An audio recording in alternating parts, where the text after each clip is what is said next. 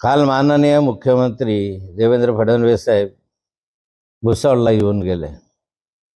खरं तर अलीकडच्या कालखंडामधला हा नवीन पायंडा आहे. फार पूर्वीपासून मी राजकारणामध्ये आहे आणि तेव्हा पाहत होतो नगरपालिकेच्या नगरपंचायतच्या निवडणुकांच्या प्रचारासाठी मुख्यमंत्री कधी येत नव्हते. विधानसभेपर्यंत लोकसभेपर्यंत मर्यादित त्यांच्या प्रचार सभा व्हायच्या. पण आता अगदी लहान लहान नगरपालिकापर्यंत माननीय मुख्यमंत्री प्रचार सभेसाठी येत आहे. चांगली गोष्ट आहे, त्यांच्या पक्षाच्या दृष्टीने चांगली गोष्ट आहे.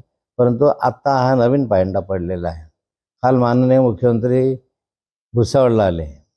आता भुसावळसारख्या छोट्या शहरामध्ये मुख्यमंत्र्यांना सभा घ्यावी लागते. याचा अर्थ आहे की भुसावळला जे फाईट आहे राष्ट्रवादी काँग्रेस शरद पवार गटाची, आपल्या पक्षाची आणि भाजपची, ही नक्कीच फाईट जोरदार फाईट दिसते. म्हणजे त्यांना असं वाटतं की यामध्ये भाजपाचा कदाचित पराभव होऊ शकेल आणि म्हणून त्या भीतीपोटी माननीय मुख्यमंत्री कदाचित या ठिकाणी आले असावेत. आलेत, सभा घेतली, भाषणही चांगलं केलं, पण वारंवार तेच, मी तुम्हाला महिन्याभरात पाणी मिळवून देईल, मी तुम्हाला टेक्स्टाईल पार्काचं नव्यानं आणून देईल. टेक्स्टाईल पार्क, मोठा टेक्स्टाईल पार्क 2016ला मी मंत्रिमंडळात असताना या ठिकाणी मंजूर झाला होता. तो नंतरच्या कालखंडामध्ये अमरावतीला वळवण्यात आला. नंतर गिरीश भाऊंनी सांगितलं तो माझ्याकडे करतो म्हणून त्यांच्याकडे करायसाठी त्यांनी प्रयत्न केला. आता सावकारे म्हणतात गिरीश भाऊंनी तो जामनेरला पळवला. आता मुख्यमंत्री म्हणतायत मी भुसावळला तो देणार आहे. काय नेमकं आहे त्याच्यामध्ये? बऱ्याच म्हणजे 2016 पासून आज 9 वर्ष झाले या टेक्स्टाईल पार्कचा जो चेंडू आहे तो इकडून तिकडे फेकला जातो आहे. प्रत्यक्ष कारवाई त्याच्यामध्ये नाही आहे. निवडणूक आल्या की टेक्स्टाईल पार्कची आठवण येते. माननीय मुख्यमंत्री इथं आलेत, परंतु केळीला 300 रुपये भाव आहे त्याच्यावर काहीच बोलले नाही. कापसाला त्या ठिकाणी 7,000 क्विंटलचा भाव आहे त्याच्यावर ते काहीच बोलले नाही. सोयाबीन वगैरेच्या संदर्भामध्ये शेतकऱ्यांच्या संदर्भात बोलले नाही. भुसावळ हे अर्ध शहर शेतकऱ्यांचं आहे. आजूबाजूचे सगळे शेतकरी जे आहेत ते भुसावळ शहरामध्ये राहतात आणि नाहीतरी माननीय मुख्यमंत्री म्हणून जशा नागरिक सुविधांच्या बाबत ते बोलले तसे शेतकऱ्यांच्या बाबत ते बोलण्याची आवश्यकता होती. मुख्यमंत्री महोदयांनी अनेक विषय या ठिकाणी विकासाचे मांडले, पण तर दरवर्षीचे विकासाचे विषय या ठिकाणी कधी ना कधी ते आले विविध कारणासाठी तरी मांडले जातात, पण प्रश्न सुटत नाही अशी अवस्था दिसते. मुख्यमंत्री यांनी देखील बोलले की लाडकी बहीण योजना ही बंद होणार नाही, मात्र अद्यापही बघायला गेलं तर अनेक यापासून वंचित पाहायला मिळतात. ही वस्तुस्थिती आहे की लाडकी बहीण योजनेमुळे या ठिकाणी विधानसभेमध्ये त्यांना यश मिळवण्यास मदत झाली आणि त्याच आधारावर आता त्यांनी या ठिकाणी जळगाव जिल्ह्यामध्ये लाडकी बायको अशी योजना आणलेली आहे. त्यामुळे बहुतेक नेत्यांच्या बायका या ठिकाणी निवडणुकीमध्ये उभे आहे. त्यामुळे ही किती सक्सेस होते आणि किती फेल होते याचा अंदाज घेण्यासाठी मुख्यमंत्री या सभेसाठी आलेले दिसत आहेत.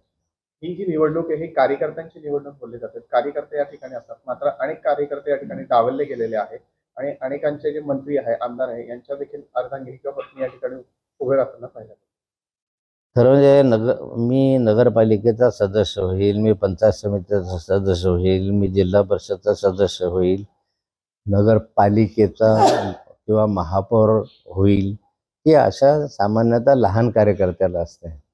लहान कार्यकर्त्याच्या मनामध्ये की मी विधानसभेचा सदस्य होईल, मी खासदार होणार आहे अशा अपेक्षा त्याच्या नसतात. त्याच्या आयुष्यातली शेवटची अपेक्षा असते मी नगराध्यक्ष झालो पाहिजे. त्याच्या ह्याच्यात असे शेवटची मी जिल्हा परिषद सदस्य झालो पाहिजे, पंचायत समितीचा सभापती झालो पाहिजे. पण या ठिकाणी असं दिसतं आहे की त्या कार्यकर्त्यांच्या ऐवजी दुसऱ्यांनाच त्या ठिकाणी संधी दिली जाते. त्यामुळे स्वाभाविकता कार्यकर्ते नाखुश होतात, नाराज होतात. वारंवार माझ्यावर या ठिकाणी आरोप करणारे आता आपलं तोंड बंद करून बसलेले आहेत. आपल्यावर देखील आरोप केले जातात भाजपच्या अनेक लोकांना की घराणेशाही चालवलेली आहे. मात्र आता एकंदरीत बघायला गेलं तर मंत्र्यांच्या मिसेस असेल किंवा कार्यकर्त्यांना सोडून त्यांच्या घरचे लोक देखील दिले जातात. कशा पद्धतीने आपण हे राजकारण बघतो? नाही, त्यांनी सातत्याने माझ्यावर आरोप केले की नाथाभाऊ घराणेशाही चालवतात. वास्तव मी मेहनत करून आज 40-45 वर्षाची माझी मेहनत आहे. भाजप वाढवण्यामध्ये माझाच मोठा हिस्सा या महाराष्ट्रातील जनतेला माहिती आहे. आणि अशा ठिकाणी पक्षाचा विस्तार करत असताना त्या ठिकाणी कार्यकर्त्यांची इच्छा असते की त्यांना संधी मिळावी. या ठिकाणी ती मिळू शकलेली नाही. आणि आज माझ्यावर जे आरोप करणारे आहेत ते आज आपल्या स्वतःच्या पत्नीला उभं करून म्हणजे घराणेशाही जोपासत आहे. त्यामुळे आता त्यांना आरोप करायची संधी राहिलेली नाही आहे. या ठिकाणी सावकारांच्या मिसेस उभ्या आहे, मंगेश चव्हाणच्या मिसेस उभ्या आहे, किशोर भाऊ पाटील पाचोऱ्याचे आमदार त्यांच्या मिसेस उभ्या आहे, गिरीश भाऊंच्या मिसेस उभ्या आहे. म्हणजे जेवढे काही आमदार आणि मंत्री, विशेषतः म्हणजे मला आश्चर्य वाटलं की जे या महाराष्ट्राच्या मंत्रिमंडळामध्ये कॅबिनेट मंत्री आहेत, त्या कॅबिनेट मंत्री एका छोट्याशा नगरपालिकेचे नगराध्यक्ष होतात, याचं मला आश्चर्य वाटतं.